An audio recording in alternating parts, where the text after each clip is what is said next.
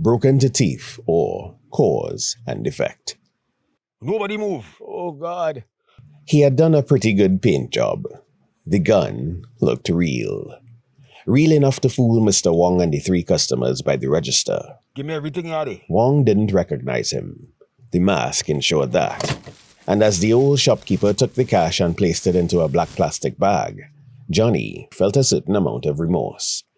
The old man had always been kind, letting him take a few items on credit, even giving his daughter free snacks whenever they came to the grocery together. But today, that didn't matter.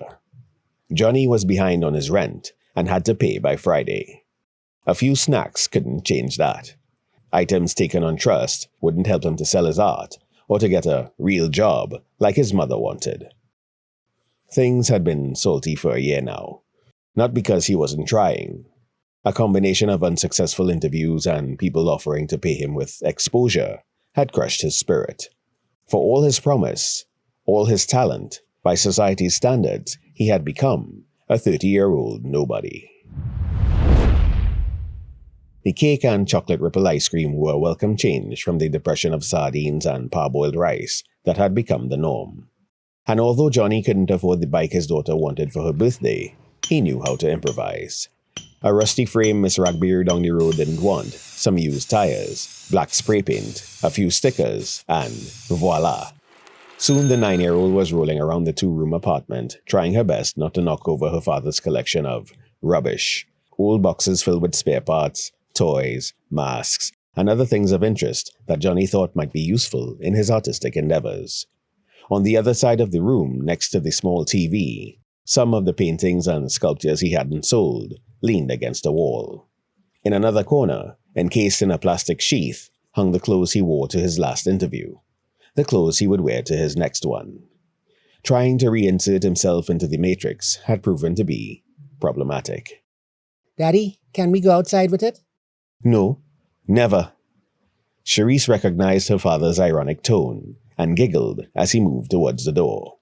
Before he could open it, a bailiff had arrived. Wong's old hands quaked as he packed the last of the cash at Johnny's urging. It wasn't a lot in truth, 1,000 at most. Not enough for rent. Johnny wondered how people even survived on petty robberies, the idea of marking the store foreign to him. Don't stick, old man. All right, just stay calm. As he grabbed the bag, Johnny took his eyes off the convex mirror mounted above the register. He didn't notice Mr. Wong's son approaching from behind with a bat. In a split second of violence, the old man was ducking behind the counter, and the customers were running for the door. With the first strike, Johnny's arm went limp. The toy gun hit the terrazzo and broke into 2 pieces, each skidding in different directions. The plastic bag slid towards the exit. As more blows and curse words fell, Johnny willed himself to move.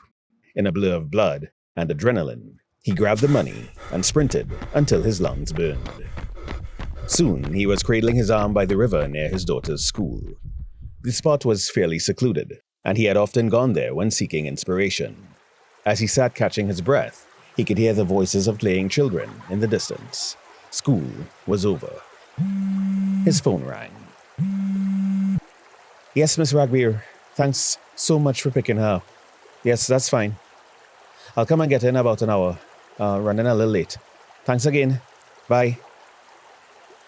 An hour would be enough to clean up and figure out how to hide his swollen and possibly broken arm.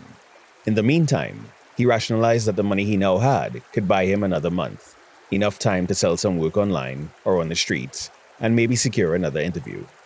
Things were going to be all right. He reached for the change of clothes he had hidden in some nearby bushes. It was only then that he realized he had lost his mask.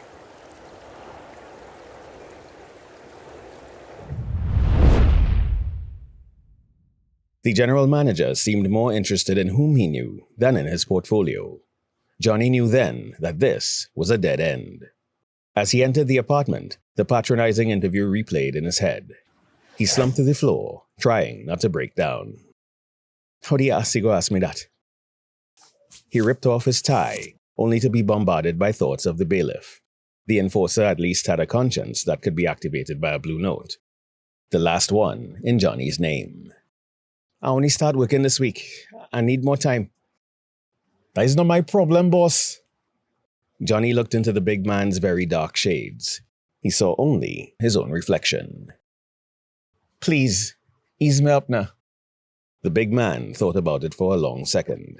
He scratched his face. Give me something and we could talk.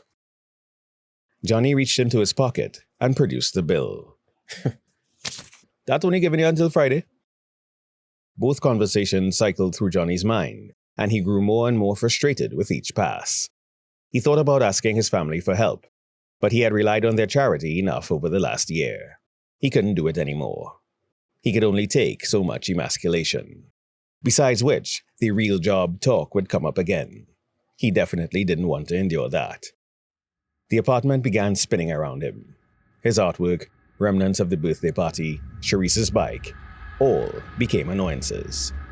On the millionth spin, his eyes settled on his collection of rubbish. A toy gun, a monster mask, and the rest of the black spray paint he had used on his daughter's gift suddenly stood out.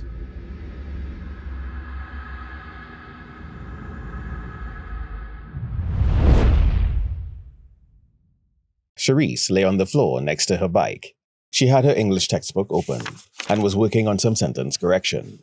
This was her preferred homework position for today, and Johnny didn't challenge her on it.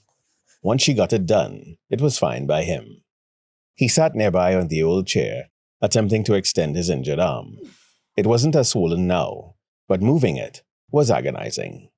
As he reached his pain threshold, he hoped he would never have to tell his daughter what he had done. For now, a long-sleeved jersey concealed his shame. The police had been around, but as of yet, nobody had knocked on Johnny's door. It was an uneasy peace. Was his face on camera? Were they just waiting for the right moment? Was it some procedural glitch that had granted him a temporary reprieve? Whatever the case, he planned to avoid the grocery indefinitely. The trek to the one in Equazi would be inconvenient, but he was fine with that. That was better than the guilt and fear he felt every time he thought about what he did. It was all for naught as well. After everything he had been through, another payment was due in a week. The bailiff wasn't as sympathetic as he thought. The room began to spin again. Daddy, Yes, baby. is it cause and effect or cause and effect?